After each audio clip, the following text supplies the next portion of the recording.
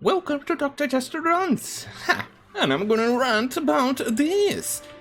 From post-millennial, Washington Post calls for Jeep Cherokee to be cancelled for culturally appropriating Cherokee Indians.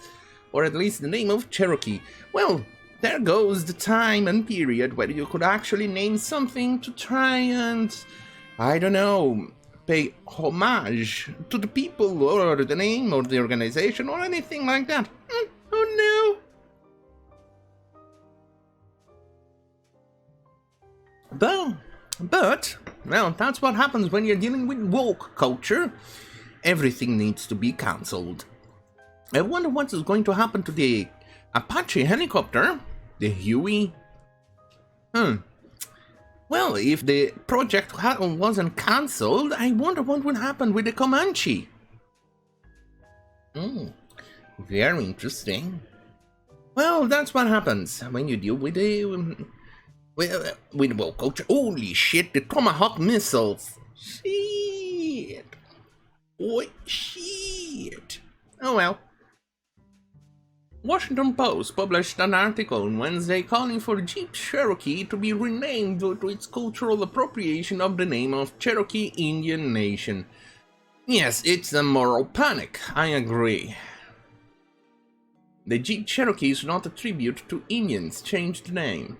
I disagree. I think it's a good tribute. It's a very long-running brand and one that I fell in love. The moment I actually started to read, and I had a tiny little toy car, a very adorable toy car, Jeep Cherokee. And I fell in love with the brand, with the vehicle, and it's a great vehicle. It has endured years upon years and decades upon decades. It's a very known, recognized brand, and it's a very recognized, known name of a vehicle, and it's a good tribute to natives in America. I don't see why that is a problem. Then again, these people are absolutely so goddamn fucking retarded that they actually decided to to destroy Aunt Jemima, which was a good actual chef, a black woman, descendant of slaves, who decided to do the cooking, and it became a brand. She became recognizable. She was famous and everything. And then there was Uncle Ben, who also was a chef. His image is now gone. And then we have Gone with the Wind, an actual actress who won an Oscar, the first one who won an Oscar. And the movie now is cancelled or heavily censored. What is going on with the woke culture? Apparently, these people are so goddamn filthy racists that I cannot identify or tell them apart from a neo-Nazi anymore. Or a white supremacist. I cannot tell them apart. For me, they seem to be blurring more and more and more with each other, and I cannot... There is no way to differentiate them anymore. Well, like I said, I still need to make that meme with... I have 2 bags of manure. One, I'm gonna name it white supremacist, or neo-Nazis, and the other, woke culture, Wokeists. Same shit, different bag. They are no different than the other. Anyway, let's go on and read the news. The cow comes shortly after the CEO of Stellantis, the company which owns Chrysler, announced his openness to name change. When Jeep revived the then dormant Cherokee brand back in 2014, it never even bothered to contact the Cherokee Nation. So what? Do they actually own the name? Is it a registered trademark or something like that? I don't see that an issue.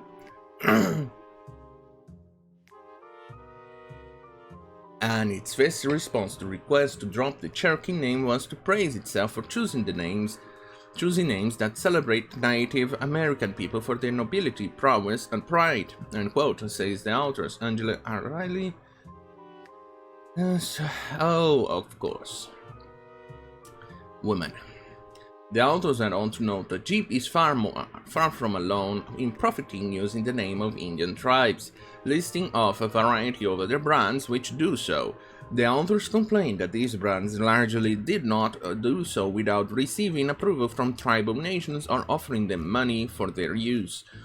So basically it's either grifting, or is it protection money, or you're paying for royalties. Who is the owner of the Cherokee name? Can you name me the person who owns it? Or the brand who owns it? Or the company who owns it? Well, I cannot. Can you? The concept of cultural appropriation, which is absolutely retarded in my own view, in this sense acts as a form of intellectual property, except on behalf of an entire group, a ridiculous concept given the human proclivity for cultural exchange. Imagine that. Policing cultural appropriation.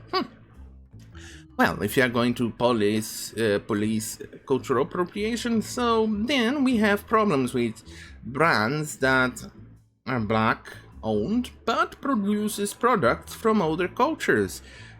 A certain Asian rice with a certain black owned product? That would be questionable. Or no more jazz, because that's appropriation of white culture. Or no more anings, which was, in fact, produced based on American cartoons. That's where it began, by culturally appropriating American culture. So, no more that one.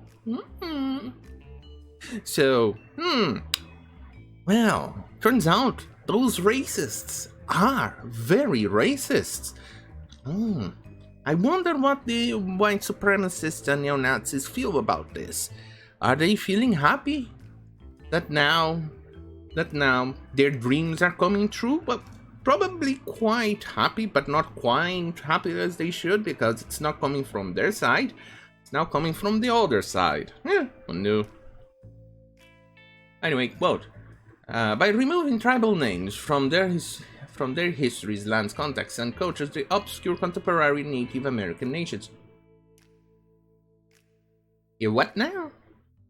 Look, you are actually using the name of a very well-known brand and creating a very good vehicle, so people from other places now understand where that name comes from, and they have a good and positive view of the name.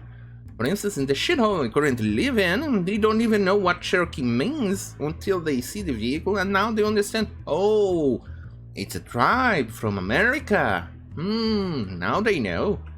Before that, you said a name like Apache, because Apache doesn't have any locally known things, only the helicopter, but they only if you are actually a fan of military equipment or helicopters would know that. Otherwise, you say Apache. And they, what? I do not know what that means to me. See, that's the thing. Anyway, they also sanitize complex histories of racial and colonial harm. Oh, so you're telling me that the natives never actually had any racial or colonialism over other tribes? Because if you can't point to me one single culture in the entire planet, one who didn't harm, attack, colonialize, or even had any racial or other discriminations against any other tribe or local or civilization in the world, I'll stand here and say, hey, I was wrong. Can you? I'm waiting. So, did you find it? Did you find one? Well, I didn't think so. God damn these people. It is unclear how brand names obscure national identity or sanitize the historical mistreatment of Native Americans. According to the authors, a single brand name can overpower the voices of tribes and people themselves, although they not provide any clear evidence of this. Exactly. How can the brand or something like that overpower? I didn't think so. Of course, you also cannot cover every aspect of a name in a single brand. A car, pretty much by nature, cannot take land itself into its context. After all, land is static and cars are mobile. But you can cover other, less material aspects of a culture, such as reputation of the Cherokee people have for toughness and fortitude. Exactly. It's a good vehicle. Anyway, these are some of the traits which Jeep invokes with the name Cherokee, and unfortunately for the authors of this study, car ownership in general is much more reflective of the values associated with responsibility, among them being toughness and fortitude, than with victimhood that they would like to see overshadow their perception of the Indian tribes. The authors use Eskimo Pie by Dreyers as another example of this, arguing that, quote, this happy-go-lucky imagery has circulated more broadly than knowledge of Alaska's complex colonial history, ignoring the sovereignty of indigenous people of Alaska. While the term Eskimo may be considered offensive these days, it's hardly racist to be depicting indigenous people as happy. One could make this argument for basically any group of people, that depicting anyone as happy is branding ignores a long history of war, a human universal. The article finishes by insisting that companies must listen to American Indian tribes, although by that they likely mean to listen to themselves and specific Native Americans who think like them, rather than citing polling data, as even Washington Post had to admit that 90% of Native Americans don't care about racially charged names like Redskins, let alone a name as innocuous as Cherokee. The authors cite a boy holding a poster from 1996 which reads, "I am not a mascot." As the Irish will be objecting to the Celtics next. Well, don't worry, the Irish are white, so they will not come to the defense or do anything like that.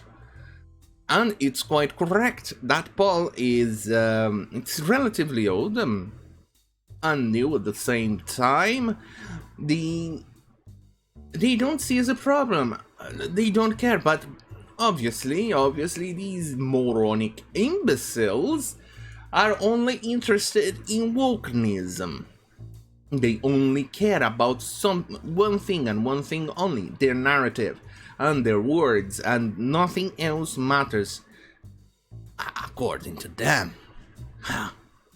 What a wonderful thing. Now let's go and take a look at Twitter with the guy who wrote it. It's a moral panic, and it's from Stephen L. Miller. Remember what I'm going to show to you here. Do not contact any of these people. Remember, these people view disagreement, even one tiny little disagreement, as absolute violence and harassment. So remember, stay away. Do not contact them. Do not look at them. Do not even talk to them. Remember, right? Okay? So, let's go. Is there a real name of sports team or a company branding themselves with something they find weak or ineffectual? They are going to change the name, aren't they? Yes, how to cancel something. Major news outlets comes out with trash articles, opinion piece to changes or remote. At least mostly seems to be supporting the guy. Let's see. Instead of Megan, we interviewed Prince. Okay, this is something else. Twitter, you're a confusing little shit. Let's see, can we allow the actually impacted make these calls? If the Cherokee people wants this to be changed, it should be changed. No, they don't own the name, do they? If only woke white people care, it should stay. This applies on these issues. Let's see. Oh, next, the Jeep Gladiator. Gladiators. Oh, I didn't know there was one named Gladiator. Well, gladiators were treated like slaves, marginalized, and literally thrown to the lions. We gotta ask to the Italians. Would you like the Jeep Gladiators to be renamed because of gladiators, huh? Oh, right. Since Italians are considered white, this is not covered. Ha! Fascinating. Let's go on. Well, we'll go after Indian motorcycles and the company bend the knee. Riley, Katial, and Lim don't sound like Cherokee names. Kinda racist of them to speak on behalf of Cherokees. Agreed! Oh yes, by the way, I'm using an extension here that I found on a Facebook post in which the person marks as a person who is trans-friendly and who isn't trans-friendly, and it changes the color on Facebook, Twitter, Reddit, and somewhere else. Oh, and websites. And if it stays red, it means it's non-trans friendly. And that means the individual is probably based. I'm enjoying it because there's some random people somewhere out of nowhere, and I'm really... And I can't stop laughing when I see it, which is why you're seeing the guy's name being in red, and I find it hilarious. And this guy seems to know what his stuff. Joke MacLeod, you seem to know your shit. It took 3 people to write that dumb take. Yes, it took three people to write that dumb take. After all, it's Washington Post. What did you expect? What did you fucking expect? Look, none of these are actual Cherokee names. Riley, Katial, and Lim. But then again, these people are actually... Oh, Angela, right? Professor of Law. Professor of Law. It's a doctoral candidate for what? Gender studies? Or something like that? Now, they are obviously grifting. Well, allegedly. I bet no one has pulled natives on this. Only activists are proud of these designations. Yes, exactly, because people remember those names, and the name of their tribes, the name of their nations, the name of their culture will not be forgotten. Because the more you protect something, and you don't let anybody else use it, the more it's going to be forgotten. Because if you don't let people use it, the culture will be forgotten. This is absolutely a retarded take for them to take and say, hey, change the name. For instance, I'm pretty sure there are names of multiple Indian Native American cultures or tribes in America that I do not know the name because it's not used or barely used.